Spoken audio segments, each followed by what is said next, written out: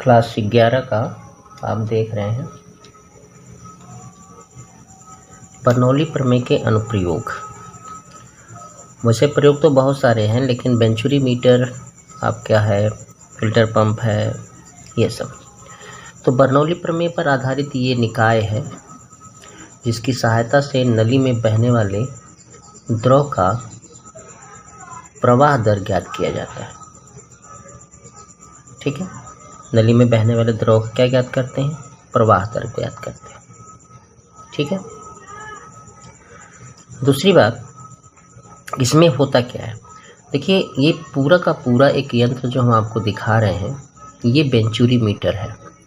मान लीजिए जिस नली का हमें द्रव वेग ज्ञात करना होता है उसके बीच में काट करके और ये पूरा का यहाँ का सेट यहीं डाल देते हैं, यानी L सिरा और M सिरा यहीं पर लगा देते हैं। ठीक है, लगा देते हैं और जब इसमें द्रव प्रवाहित होता है तो आंकिक गणना द्वारा हम उसका वेग ज्ञात कर लेते हैं, उसका प्रवाह दर ज्ञात कर लेते हैं। तो इसमें देखिए क्या होता है, L M N ये एक पाइप होती है। ठीक है, L और N का जो अनुप्रस्थ काट क्षेत्रफल है वो A1 लिया जाता है, मतलब समान होता है, और यही दोनों इस नली में जुड़ा होता है। ठीक है, और इसका क्षेत्रफल A1, इसका क्षेत्रफल A2। अगर इसमें द्रव बहे तो यहाँ का वेग V1 माना जाए और एक पतली पाइप जो M है इसका वेग V2 माना जाए। इन दोनों नली में L वाली नली में एक मोटा केस नली और इसमें एक पतला केस नली लगाया जाता है। तो चूँकि यहाँ का वेग कम होता है तो दाब यहाँ का क्या होता है, ज़्यादा होता है। तो जब दाब ज़्यादा होता है तो नली में द्रव का तल ज़्यादा चढ़ता है और यहाँ पे दाब कम होने के कारण कम चढ़ता है। इसी का डिफरेंस निकाला जाता है। ठीक है ना, यहाँ पे आपको समझने की जो चीज़ है वो आप देखिए दो जगह पे हम लोग वेंचुरी मीटर में कॉम्बिनेशन करते हैं। जैसे मान लीजिए ये इन दोनों जगह पर आवर्तता सिद्धांत अगर लगेगा तो A1 V1 बराबर क्या होगा, A2 V2, है ना। इस जगह पे जो आवर्तता सिद्धांत लग गया तो होगा A1 A2 V1 V2, यानी A1 बाई A2 का मतलब होगा V2 बाई V1, ये संबंध। दूसरी बात, अगर हम बर्नौली प्रमेय लगा देते हैं, बर्नौली प्रमेय प्रयोग करते हैं तो क्या लिखेंगे, P1 plus half rho V1 square rho G H1 बराबर P2 plus half rho V2 square rho G H2। यहाँ देखिए H के नाम पे H1 हो या H2 हो वो 0 है, क्योंकि नली कैसी है, क्षैतिज, यानी ये समीकरण में हट जाएगा। ठीक है, तो हमारे पास क्या बचा, P1 plus half rho V1 square, P2 plus half rho V2 square. यहाँ पे P1 माइनस P2 अगर कर दें तो इसको इस साइड कर सकते हैं हम लोग, तो ये half rho V2 minus half rho V1 square कर सकते हैं। इसको इस साइड कर दिए, P2 को इस साइड कर दिए। ये जो डिफरेंस है, ये दाब का जो डिफरेंस है, यहाँ पे देखिए ये जो दाब के डिफरेंस है, इसीलिए ऊंचाई में परिवर्तन आया है। तो आपको समझ में आ रहा होगा। तो देखिए यहाँ पे ये P1 माइनस P2 है, तो यहाँ P1 और P2 के प्रभाव से ही ये द्रव का ये डिफरेंस आया है, यानी यहाँ P1 और P2 के प्रभाव से ही नली में द्रव चढ़ रहा था। यहाँ पे दाब कम था तो ये कम चढ़ा, यहाँ दाब ज़्यादा था तो ये ज़्यादा चढ़ा। तो ये जो डिफरेंस है P1 माइनस P2 के कारण ही है। तो हम इसको लिख सकते हैं H रो G, क्योंकि द्रव का घनत्व इसमें क्या है, रो। आप यहाँ पे अगर रो कॉमन ले लें तो यहाँ आ जाएगा V2 square minus V1 square. अगर थोड़ा सा वो करें तो यहाँ पे कॉमन ले लें अगर V2 को, तो कॉमन अगर हम V1 को कॉमन ले लीजिए तो ये निकलने के बाद यहाँ V2 स्क्वायर और V1 स्क्वायर आ जाएगा -1। HDG आपको दिख ही रहा है यहाँ पे। तो अब इसमें जो कट सकता है उसे काट ले। तो जैसे मान लीजिए आपका कट गया, रो कट जाएगा, तो Hg बराबर हो जाएगा half V1 square V2 square minus V1 square, ये ठीक है, V2 स्क्वायर बटे V1 स्क्वायर। यहाँ कर लीजिए तो 2GH आ जाएगा V1 स्क्वायर। यहाँ पे देखिए ये जो संबंध हम देख रहे हैं A1/A2, V2/V1 की जगह हम क्या लिख सकते हैं, A1/A2 लिख सकते हैं। यहाँ क्या लिख सकते हैं हम लोग, A1/A2 लिख सकते हैं स्क्वायर में, ठीक है ना, क्योंकि ये अगर ये स्क्वायर करते हैं आप तो ये भी तो स्क्वायर हो जाएगा, ठीक है। तो ये हो जाएगा -1, यानी V1 अगर हम निकाल रहे हों V1 स्क्वायर, तो 2GH बटे में हो जाएगा A1 का स्क्वायर A2 का स्क्वायर -1। तो V1 बराबर हो जाएगा रूट V1 बेग आपका निकल जाएगा, ठीक है। कितना हो जाएगा आपका 2GH बटे में A1 स्क्वायर A2 स्क्वायर -1। ये बेग निकालने का ढंग हो जाएगा, ठीक है। अब अगर प्रवाह दर निकालना है आपको, प्रवाह दर निकालना है, तो प्रवाह दर का मतलब क्या होता है, A1V1। तो आप यहाँ पे A1V1 लगा लीजिए, जैसे इसी सूत्र में A1V1 कर लीजिए, A1 और ये फिर आपका ये टोटल ये रखा जाएगा। तो आपका आ जाएगा 2DH और A1 square minus A2 square, और इसमें से कॉमन ले लेंगे तो A2 यहाँ आ जाएगा। देखिए यहाँ पे ये अंदर चला जाएगा, ये बाहर आएगा तो ऊपर चला जाएगा। ये ऐसे हो जाएगा प्रवाह दर। समझ में आ गया होगा। अगला देखिए इसी का है कड़ित्र।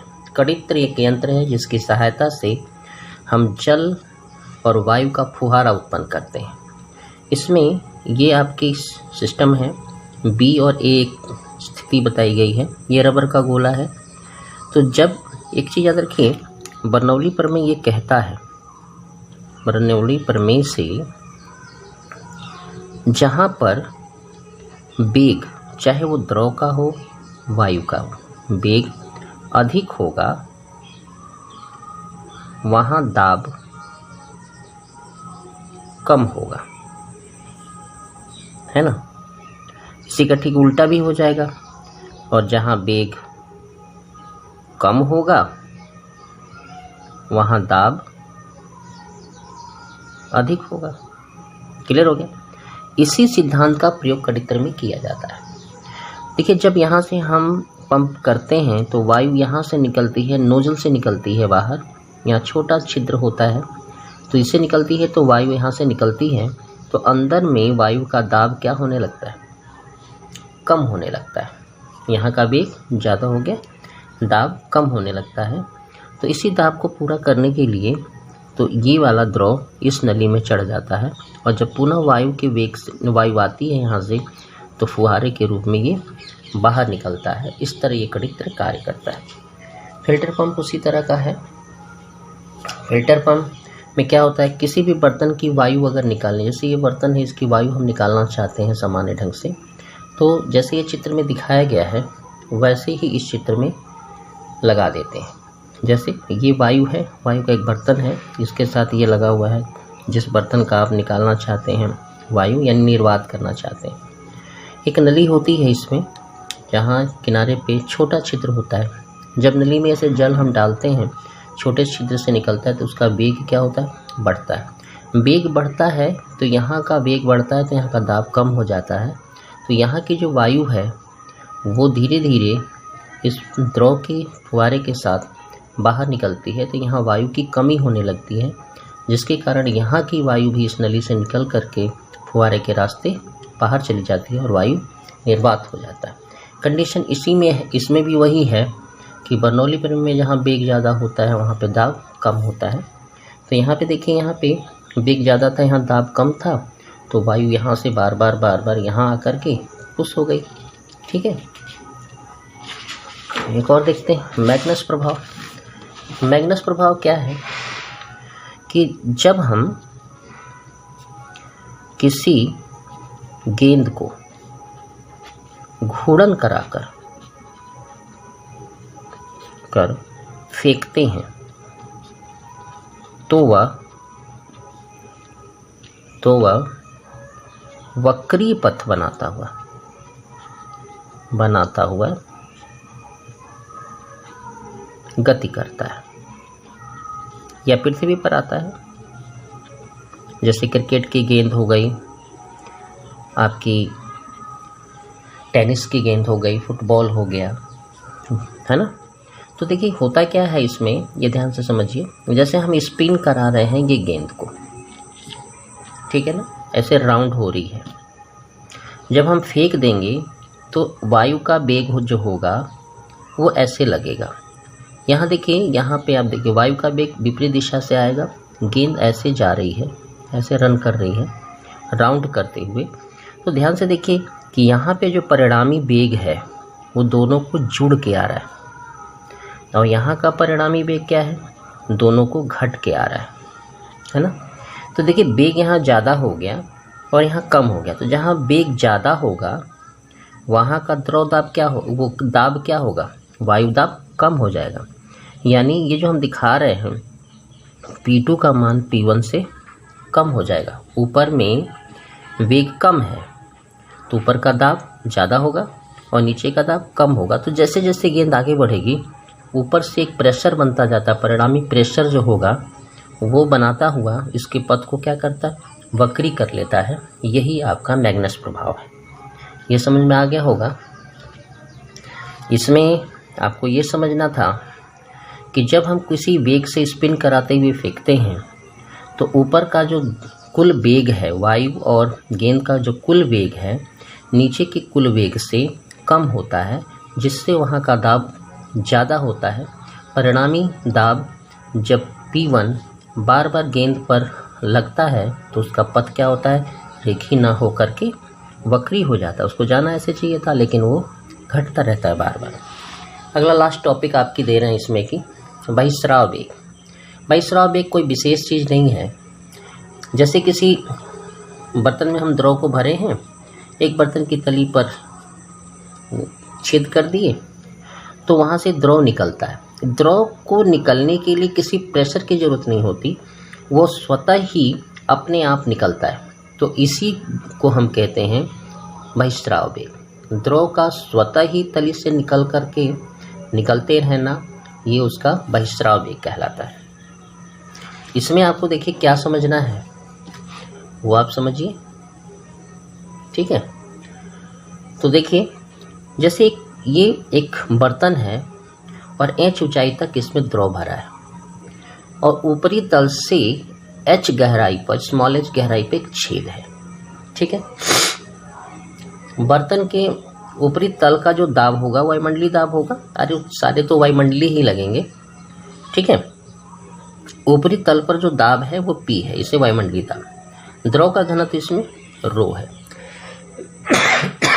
देखिए बर्नौली प्रमेय कहता है कि ऊपर का द्रव का पूरा कुल ऊर्जा और यहाँ निकलते हुए द्रव की कुल ऊर्जा हमेशा एक ही होगी, ठीक है, क्योंकि एक ही निकाय पर ये वर्क है। तो उस द्रव की कुल ऊर्जा और यहाँ से निकलने वाली द्रव की कुल ऊर्जा क्या होगी, इक्वल होगी। तो ऊपरी तल की कुल ऊर्जा और छिद्र से निकलने वाली द्रव की ऊर्जा। तो देखिए ये बर्नौली प्रमेय है आपका, P1 प्लस हाफ रो GH ऐसा है ना। तो यहाँ देखिए वायुमंडलीय दाब दोनों के लिए एक ही होगा, तो हमने PP लिखा है। यहाँ का जो द्रव वेग है वो आपको ऑलरेडी 0 है, यहाँ हमने 0 लिख दिया। और ये ऊंचाई है स्थितिज ऊर्जा के लिए ρgh। यहाँ पे इसका वेग मान लेते हैं कि V से निकल रहा है तो आपका V हो गया, और ρgh2 तो अब इतना ही बचेगा आपके लिए, क्योंकि नीचे के तल लिए जाते हैं तो H माइनस H, ये हमने रख दिया। हल करते हैं तो P ρgh आता है। इस ρgh को तोड़ देते हैं तो देखिए ये भी कट जाएगा, केवल ये बचेगा, P भी कट जाएगा। देखिए ये P कैंसिल हो गया, ये कैंसिल हो गया, तो आपको ये दोनों बचते हैं। तो हाफ देखिए यहाँ पे, तो हाफ ρv स्क्वायर रो जी एच, रो कट गया, वी स्क्वायर बराबर 2GH आता है। यही आपका v बराबर √2GH है। यही सूत्र को टॉर्सोली ने खोजा था और इसी को निकालना, बहिस्राव वेग की गणना करना ही टॉर्सोली प्रमेय कहा जाता है। इस जो द्रव निकलता है यहाँ से, इसका वेग परवलयाकार होता है, ये भी ध्यान रखना चाहिए। ठीक है, थोड़ा तक आते हैं, देखते हैं कि द्रव अगर निकल गया तो वो कब कितने समय में पृथ्वी पर पहुँचेगा। जैसे s बराबर ut प्लस हाफ GT², क्योंकि दूरी के ऊंचाई के साथ आ रहा है, तो यहाँ देखिए यहाँ से द्रव निकल रहा है तो इसकी ऊंचाई ये हो गई, वेग भी हो गया, तो आप यही आप निकालेंगे। देखिए यहाँ पे, तो देखिए यहाँ पे s बराबर ut plus half GT², h minus h ये दूरी तय करनी है ऊपर से। प्रारंभ में उसका वेग 0 रहा होगा, हाफ GT²। यहाँ देखिए आप इसको यहाँ कर देंगे, g को इधर ला देंगे तो t² बराबर 2h माइनस hg, और t बराबर हो जाएगा ये, यानी इतना वेग जब यहाँ से द्रव निकलेगा तो इतने समय में वो पृथ्वी पर आ जाएगा। निकलते द्रव का क्षैतिज दूरी क्या होगी, ये क्षैतिज दूरी, ये वाली दूरी कितनी होगी, तो देखिए t है v है, दोनों है, तो निकलते द्रव का क्षैतिज दूरी हो जाएगा क्षैतिज वेग गुणे समय, यानी कितने समय में निकला, तो ये है क्षैतिज वेग यानी बहिस्राव वेग, और ये है आपका समय। दोनों को हम ऐड कर देंगे, जब इस दोनों को एक साथ रखेंगे तो 2 आएगा तो 1 बाहर हो जाएगा। h देखिए यहाँ पे आएगा, g कैंसिल हो जाएगा और h माइनस h ये आपका होगा। सबसे ज़्यादा जो मैक्सिमम आता है वो h/2 के हिसाब से आता है, ठीक है ना, h/2 के हिसाब से सबसे मैक्सिमम यही चलता है। धन्यवाद, आपका ये टॉपिक पूरा हो गया इस चैप्टर का। हम समझते हैं आपको आया होगा, और अगर आपको समझ में आ जाता है तो आप लाइक और कमेंट कीजिए, तो थोड़ा किताब का सहारा लीजिए, तो आपको और भी चीज़ें देखने को मिलेंगी, पढ़ने को मिलेंगी।